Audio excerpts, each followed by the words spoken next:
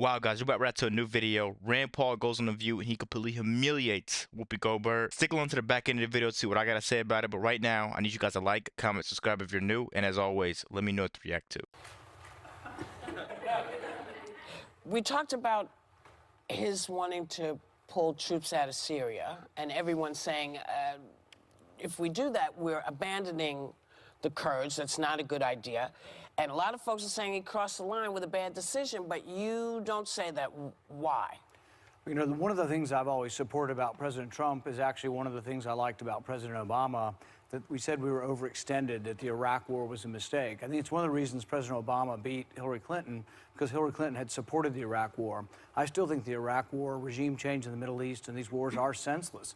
So does President Trump. He doesn't want to get us involved in another Iraq war in Syria. If anything, Syria is more complicated. The other is a practical concern. You have 50 soldiers. You have 50 soldiers and tens of thousands of Turkish troops amassing. The Turks are also allies. The Free Syrian Army were our allies for 7 years. They're allied with the Turks. The Kurds have been our allies. The Kurds, in all likelihood, are now going to be allies of Assad to try to carve out a place in Syria for themselves.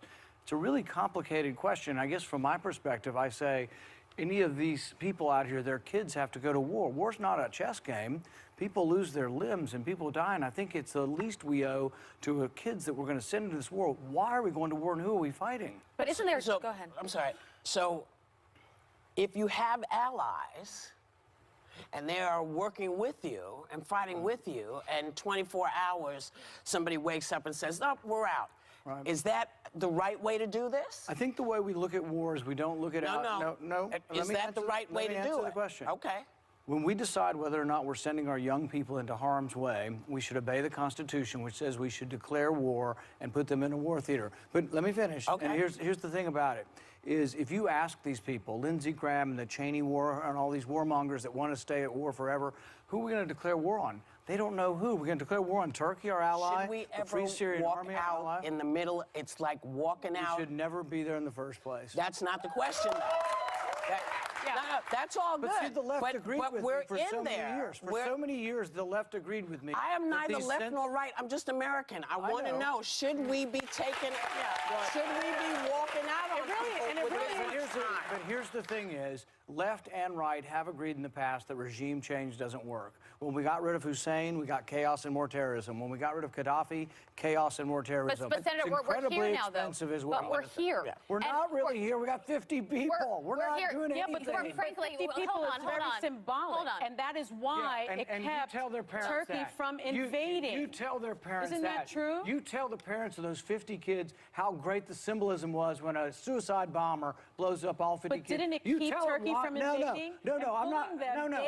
You tell Turkey the green light. You tell their parents why they're there. But isn't that true? You tell their parents why they're there. Isn't it true that Turkey did not invade? How do you feel about the video that we're seeing of the Kurds getting slaughtered? I find the position of pulling out of these wars, that's a popular one, and I am there. There's a difference in having a strategy and leaving the Kurds there to die, which is where they are now. They are left there to die, and that is now, here's what I'd argue, it's the GOP's problem. That's simply wrong. ISIS fighters, as being reported, thousands are going to escape from these prisons because the Kurds can't protect themselves. Up to 70,000, according to a NATO official. What's the people who don't like the policy? Is that a safer world with ISIS running around? That's the people who want to stay forever. These are the same people. I don't want to stay forever, but is there a strategy? Answering the question, okay? I let you talk, you let me talk.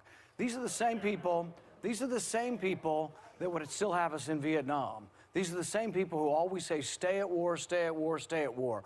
It has not helped us. We've been in Afghanistan for 19 years. The same people complaining about this. The Cheneys, Lindsey Graham, you know what they say about Afghanistan? It would be precipitous to leave. We've been there 19 years. There's no mission, and I'm not sending one more kid. But there's more questions. Of breaking our word as Americans, of breaking our words to our allies, of having people who've risked their lives, who've been there for years, and what message does that send internationally to other allies if we abandon them? I think the only duty we owe, and the only oath I take, is to the Constitution. I didn't promise to take the country to war. I promised not to take the country to war. So did President Trump, by the way. But the Constitution says protecting you from enemies, foreign and domestic. Yeah. And there's many of us who feel that this puts us in greater danger because of what it means vis-a-vis ISIS. I mean, we don't live, we're not alone on this planet. And anybody who tries to make the argument that someone in Syria is a danger to our country is really not paying attention. Oh, I think Assad is in Syria and is a hell of a danger to our country and our world. Well, actually, if you look at the war is very complicated. So you had Assad on one side. On the other side, you had Sunni extremists, Al-Qaeda and Al-Nusra. These are the people that have been allied with the Saudi version of Islam that has been promoting Islamism and Islamist strategy around the world and jihadism. That was the side of the war we were fighting. So if that side of the war actually won, I think we actually might be in more danger. I don't like Assad, but the other people on the other side are Sunni extremists that I don't like either. How close is too close for Iran to be near Israel? Because this now creates a huge vacuum where Iran wants to take over Damascus, which is what they're now going to be capable of doing, and they're going to be that much closer to Israel, which is in fact one of our closest allies. Does that concern you at all? I think the whole situation is so confusing that none of us are really getting this right. Actually, Turkey doesn't want Iran to take over everything. Israel doesn't want Iran to take over everything. And in fact... Wow, guys, first of all, let me know what you're thinking.